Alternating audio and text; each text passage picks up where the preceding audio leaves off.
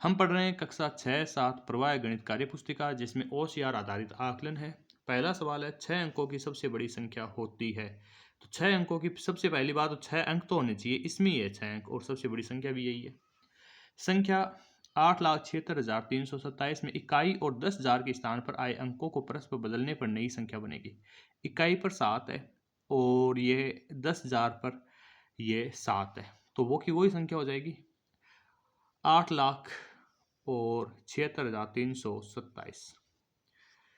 इसके बाद संख्या 50, ये कितने हो गए, इकाई, दाई, सैकड़ा, हजार, 10,000, लाख, 5,88,078 में हजार के स्थान पर आए 8 का स्थानीय मान, तो हजार के स्थान पर आए तो 8,000 ही हो जाएगा। फिर 83,556, 83,356, 83,265 और 83,056 में सबसे बड़ी संख्या 83,000 सब में है, 856 सबसे बड़ी है, तो 83,856। अगला सवाल देखें। अगले सवाल के अंदर है अपने पास, निम्न में से एक सही 5/6 की तुल्य भिन्न है।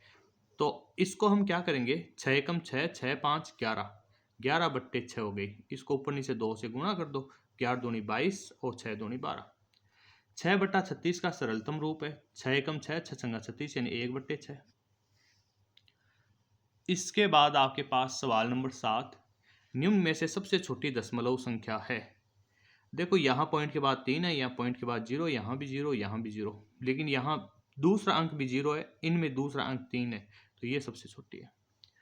-49 यानी -49 का प्रवर्ती होगा। प्रवर्ती यानी संख्या रेखा पर इस तरफ आने वाला, 49 के इस तरफ 48 आता है माइनस का। अगला सवाल देखो।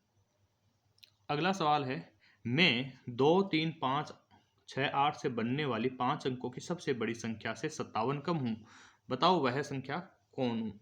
तो देखो सबसे बड़ी संख्या बनानी है ना आपको, तो आपको सबसे बड़ा अंक पहले लिखना पड़ेगा। 8 6 5 3 और 2, इसमें से 27 कम कर देना है, 57 कम करने के 57 कम कर देने।